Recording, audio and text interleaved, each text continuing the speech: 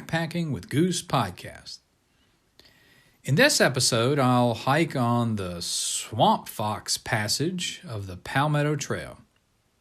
If you recall, I hiked the Awendaw passage of the Palmetto Trail on Season 1, Episode 4. So I'm excited about returning to the swampy areas of South Carolina. The Palmetto Trail is a 500-mile trail in South Carolina that provides great hiking opportunities for both through hikers and day hikers.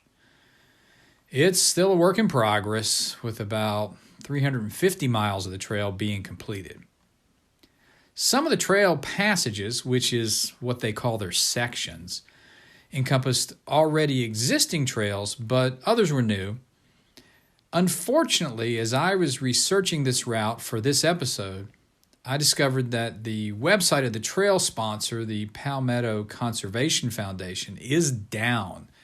So obtaining information about the trail takes a little work. However, you can find adequate but not comprehensive information on sctrails.net.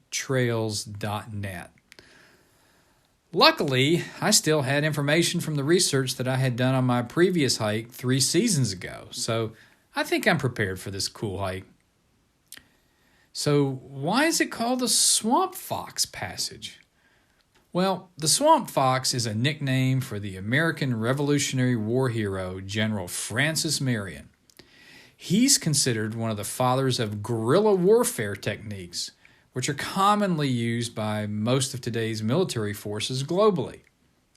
His band of irregulars commonly attacked loyalist forces with lightning speed, then quickly withdrew to fight another day. They sometimes hid out in the swamps of South Carolina. In his honor, there are many things named Marion and Swamp Fox in this area today. So in honor of the American hero, a passage of the Palmetto Trail that runs through this swampy area is named after him. This part of the trail is one of the oldest hiking trails in South Carolina, being built with the help of the Boy Scouts 57 years ago. I've read conflicting information on the length of the Swamp Fox Passage, but if it is 47 miles long, it is the longest of all the passages on the Palmetto Trail. I plan to day hike the first 13 miles of the trail and will pick up where I left off when I hiked the Awendaw Passage. The trailhead is located south of Georgetown, South Carolina on U.S. Highway 17, not too far from either Charleston or the Myrtle Beach area. So if you're in the area on vacation and are hankering for a swamp hike, you might want to check out this passage or the Awendaw Passage. Since I'm already familiar with this area, I expect the terrain to be very flat with swampy wet conditions possible if it has rained in the area recently. This area is also known for pop-up thunderstorms coming out of the blue, so hopefully I won't get wet like I did on my recent hike on the Chestnut Top Trail on Season 4, Episode 2.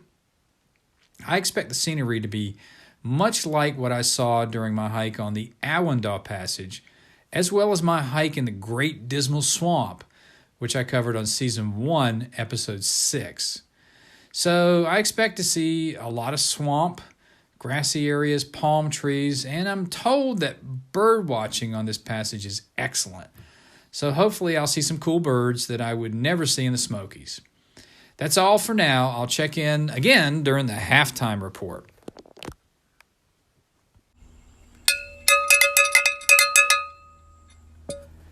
And the cowbell means it's time for the halftime report.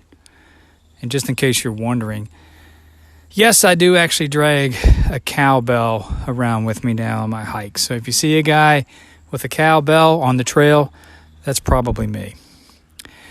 So we had a slight change of plans this morning. I am hiking on the Swamp Fox Passage as planned, but I'm going in the opposite direction. My chauffeur wanted to drop me off at the far end of the trail and pick me up on US 17 where it was more convenient and there was a parking lot. So I agreed to that. So that's what I did. And so I'm kind of walking it from mile 13 and a half or so backwards down to the trailhead. The weather has been good so far. It rained like crazy yesterday, but fortunately I wasn't hiking yesterday. Today has been a nice day. Temperatures in the upper 70s. However, it is really humid, which I think just kind of is the way it is here. Doesn't look like it's going to rain on me, but you do occasionally see some clouds, and around here they do have pop-up thunderstorms in the afternoons in the summers. So I'm taking a break. I'm about 7.5 miles into the hike. I think my total hike is going to be probably closer to 14 miles, maybe a little under when I'm done, based on a couple things that went on during the first part of the hike. At one point, I had to cross a dirt road, and when I crossed, I couldn't tell where the other side of the trail was, on the other side of the road. So I walked up the road a bit, didn't find it, had to walk back down past where I had hit the trail, and eventually found it in the other direction. And I added a good quarter of a mile or more to my hike by doing that. So where I am is a primitive campground. It's basically just a wide area to pitch a tent, and there are a couple of nice, recently made benches. There's at least a couple of these campsites here. Further up the trail, earlier for my hike, there was a much nicer campground about 3.5 miles ago, and it was it had picnic tables, it had fire pits, it had benches. Some Boy Scout had even built a little box there, and there was a bunch of stuff stored in it for hikers that forgot stuff, I guess. So that was pretty cool. Most of this hike has not been swampy, so it hasn't lived up to its name. Most of it has actually been in pine forests that look like they're managed pine forests because there's burn marks towards the bottom of the trees from controlled burns, and also the undergrowth around them is quite short. Unfortunately, those pine trees really don't give off much shade, so most of my hike has been in the sun, so it wasn't as shady as I thought. However, between miles 2.5 and 4, I did run into a swampy area where there was actually some standing water, and you could see where it would be a lot swampier in heavy rain times. Met my first hiker when I got here, so I hadn't seen anybody all day long. He was headed in the opposite direction. We chatted for a while. He asked about campground situation, and I told him about that campground that I had spotted. So he's not too awfully far from that. I guess it's understandable there's not a lot of people on this trail today. It is midweek in late May, but the trail actually looks like it's in very good condition. Whoever maintains it does a great job. There's a lot of bridges along the way, little tiny, board bridges that cross dried up creek beds, and you can see where they replace the boards frequently. I see a lot of new lumber in there, and I saw an entirely new bridge, and I could tell by the smell of the lumber. So overall, this trail either gets a lot of heavy traffic or somebody maintains it very well. So I've been very pleased with the conditions, and I think you would too. Wildlife so far, all I've seen is I saw a black snake across the trail in front of me, saw a turtle, and a red-headed woodpecker. And that's really about all I've seen so far. I still have, a good 6 miles to go. So I'm going to take a little bit of a break here, have a snack, drink some more water, get rehydrated, so forth. However, where I'm sitting, man, there are mosquitoes all over the place and these little sweat bees, and they're just terrorizing me. So I'm probably not going to break here too long. I'll get up and leave. Good thing I brought the bug spray. I've been pounding myself with it, so far I haven't gotten bitten, but they are really bugging me. So anyway, that's the halftime report. I'll catch you again on the wrap-up. The second half of my hike on the Swamp Fox Passage was pretty much the same as the first, except that the trail gradually got swampier as I headed east. The area where I took my break is called Halfway Creek Camp. I saw lots of small lizards throughout my hike today. I also passed a couple toward the end of my hike. They were the only other people that I saw all day long. During the second part of my hike, there were two sections where the trail was as straight as an arrow for about 2 miles. This reminded me a lot of my hike in the Dismal Swamp. On the first of these two straight sections, there were swampy but sunny areas on both sides of the trail. The vegetation was extremely thick here, but I did see some pitcher plants, which are carnivorous plants that I also saw during my hike on the Flytrap Trail in Season 1, Episode 7, so that was pretty cool. At about 3 miles from the ending trailhead, the trail is on a dirt road for about 3/4 of a mile, then abruptly returns to the woods. When I was about 1 mile from the ending trailhead, I crossed over a very dark stream on a larger bridge, and there was a huge live oak in the middle of the stream, and Spanish moss was hanging on some trees. Small palm plants were also really common in this area. There were only 2 mile markers on today's hike. They were at 1 mile and 1/2 mile from the trailhead. Otherwise, there were none on this trail. Today's hike was fairly long, so I was pretty much out of gas when I arrived at the trailhead. The total distance of my hike was a hair under 14 miles at 13.95 miles. Interestingly, my GPS watch said there was an elevation gain of 171 feet.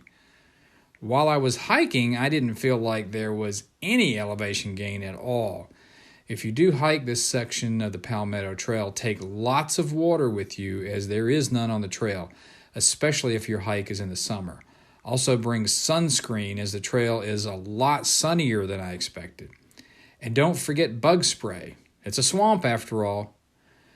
During my hike, I passed several small parking areas that provided trail access along the way. Only 2 of these were on my map, so if you wanted to hike specific small sections of the trail, it's quite doable, but you'll have to scout the area more than I did before my hike. Overall, I enjoyed my hike today.